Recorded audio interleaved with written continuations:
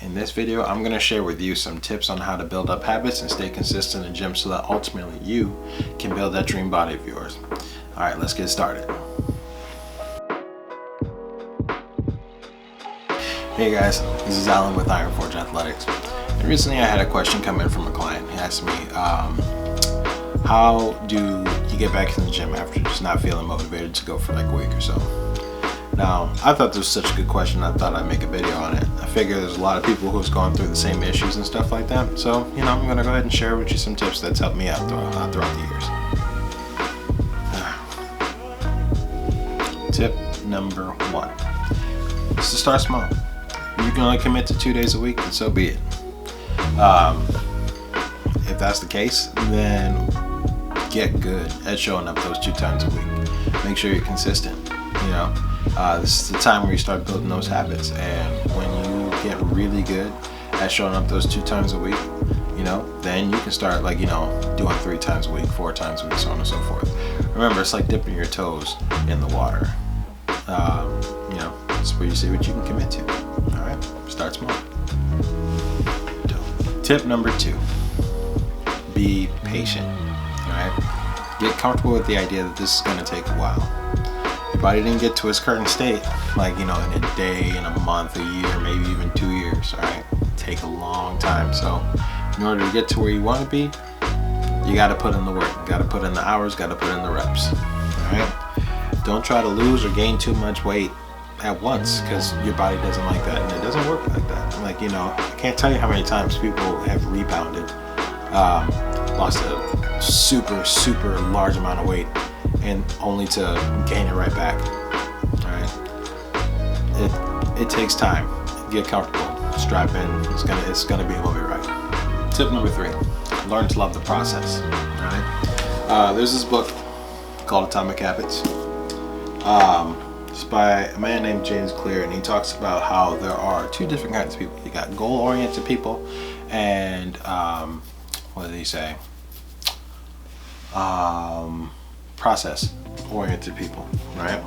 So, goal-minded person, or the goal-oriented person, talks about how I'm not going to be happy until I get this or that or the other, so on and so forth, right? They withhold their happiness until they get what they want. All right. Now, the process-oriented person, they allow themselves to love themselves in the moment, have a good time in the moment. You know what I mean? And essentially, when it comes down to it, it's better to be the second person, because you can have all the goals you want, but if you don't have the processes, the habits in place, you're not going to get anywhere. It's just going to be lofty goals, and you're going to be in a state of unhappiness forever.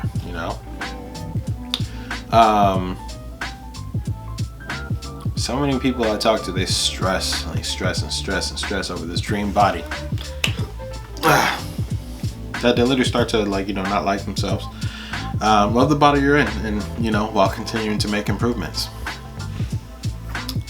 Also, if you enjoy the workout, you don't really see it as a chore that you have to do. You then see it as an activity you get to do, which, from a mindset point of view, is awesome. All right. Moving on. Tip number 4. It's not all or nothing. Okay. If you fall off, hop back on as soon as you can. Now, I get it. Life happens. There are gonna be some times when the gym is not a priority. But as soon as those times are over, it's important to hop back on that horse as soon as possible, because the longer you maintain the habit of not going, the harder it's going to be able to break that habit. So that's probably actually the most important thing, really. It's okay. It's okay to not be on it all the time and stuff like that. But as soon as you get off, as soon as possible, hop back on.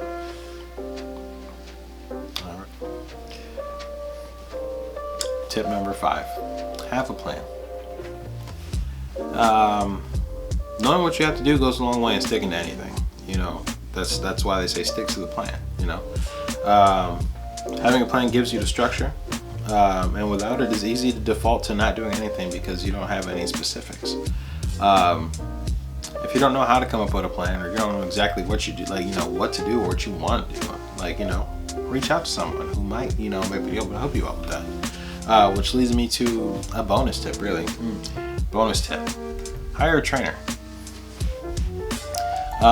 Whether you're brand new to the gym or a seasoned veteran, like, you know, hiring a trainer has its advantages. If you lead a very busy life and so on and so forth, you don't have time to be, you know, coming up with workout plans and so on and so forth. That's where a trainer comes in. In my opinion, more importantly, like, besides like coming up with a game plan, because that's incredibly important, trainer acts as an accountability coach, which is incredible. Like, you know, that's awesome. You're a whole lot more likely to stick to something if you got somebody hounding you on it. At least that's the case when it comes to me.